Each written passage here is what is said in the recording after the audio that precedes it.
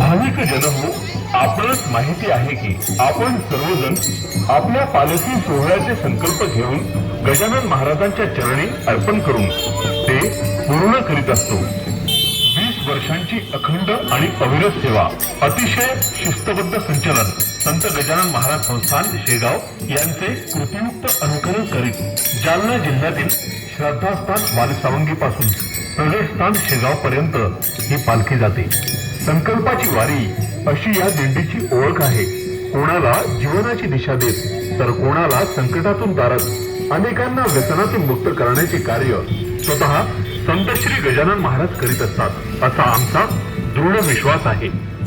मागील काही वर्षात व्यसनमुक्तीचा संकल्प घेऊन अनेकांनी आपल्या व्यसनांचा त्याग केला. याही वर्षी आपला